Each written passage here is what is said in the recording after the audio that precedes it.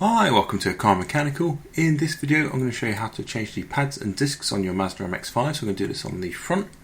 And to start with, we're going to undo the wheel nuts. So we're going to slack them off. Then we're going to jack the car up, we'll get it on the jack stand, get the wheel off, and then we will get to work. So we're going to make sure that we jack the MX5 up in quite a strong spot. So I'm going to place this on the chassis rails towards the front where it's double skinned. Make sure you're comfortable and happy with where you're going to jack it yourself. Then we're going to undo the rest of the wheel nuts and we'll get that wheel off to one side. So when I got the car, I knew that the pad was low and would need replacing. However, it came up a little bit quicker than expected. So we've got the wheel off now and we can see that the disc isn't in great condition and the pad's pretty much worn down. So we're going to get that out of the way, and to do that we need to take the caliper off. So we're going to undo the top caliper bolt, which is on with a 14mm, and then the lower one, which is on with a 17mm.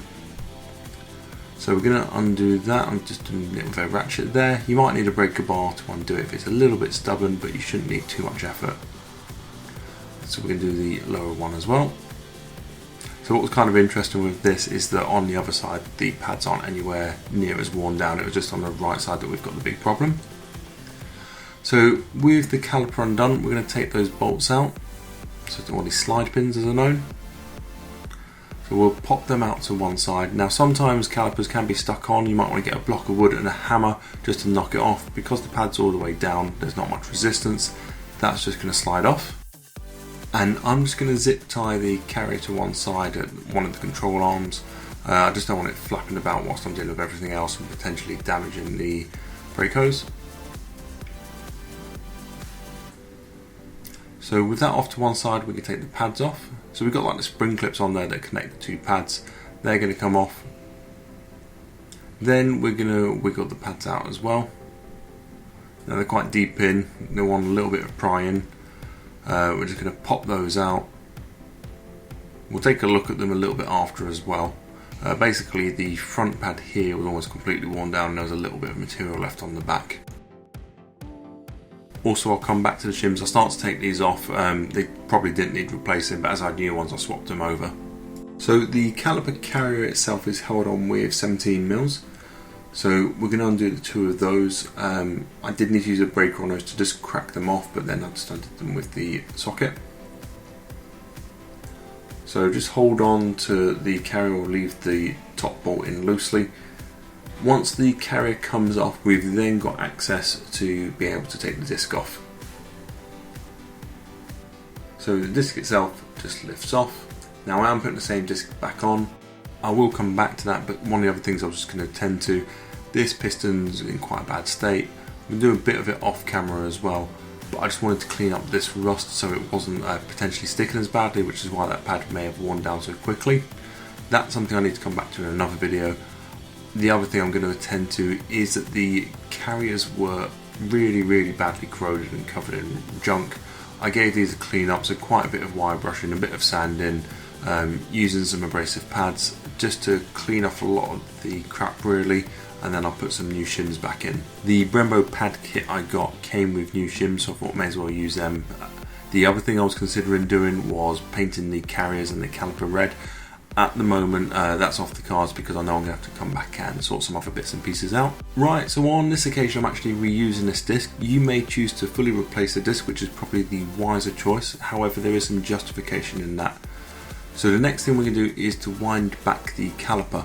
So we're going to take the cap off the brake fluid reservoir, and then we're going to get our wind back tool. So you can get your wind back tools for about 10 to 20 pounds. They're quite simple little things. You put the plate in, you set it up to wind into the piston itself, and then you can either by hand or using a socket wind it back, and this will push the piston back into the caliper all the way back. So when you refit the caliper to the disc, the pads will fit in there, go around the disc, and the caliper will slide over everything. So I needed to use a socket on this because it was quite tight. Again, something I need to come back and revisit. This is indicative of being a sticky piston, and I've opted to get a rebuild kit down the line, but also was at the point where at this top point at the weekend the brake pads needed changing, so that's what I did.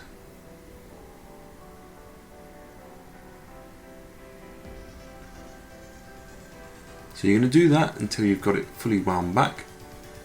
Then we can cut the zip tie and we can put the cap back on.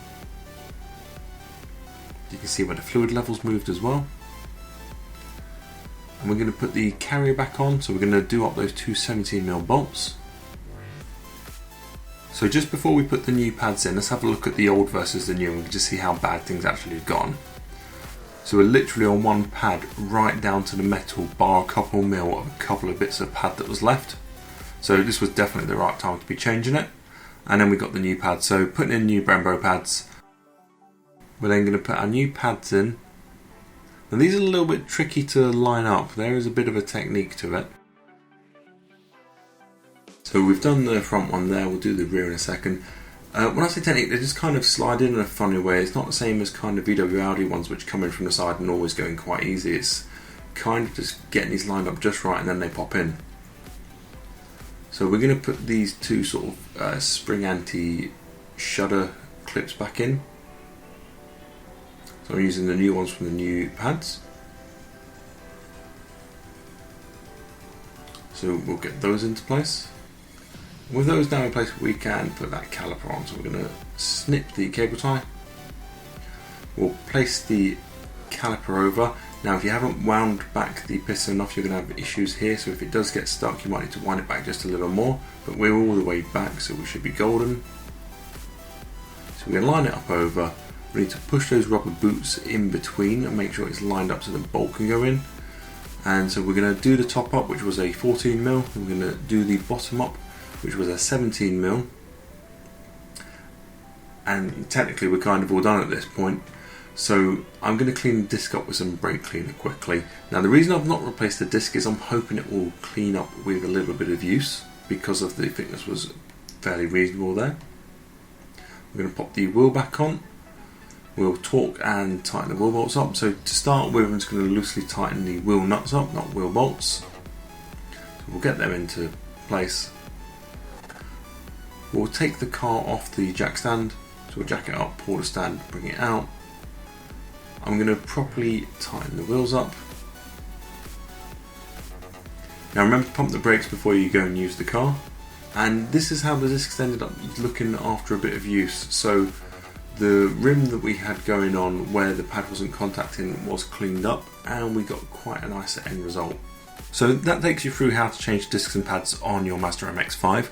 I do actually have to redo this again because the caliper was sticking. I've ordered a new caliper that's going to get fitted within the next couple of weeks, and when I do that I'll do it with new pads again. I hope you found this video useful. If you've got any comments or feedback, please leave them in the comment section down below. If you'd like to see more videos like this, please remember to subscribe, and more than anything, thank you for watching.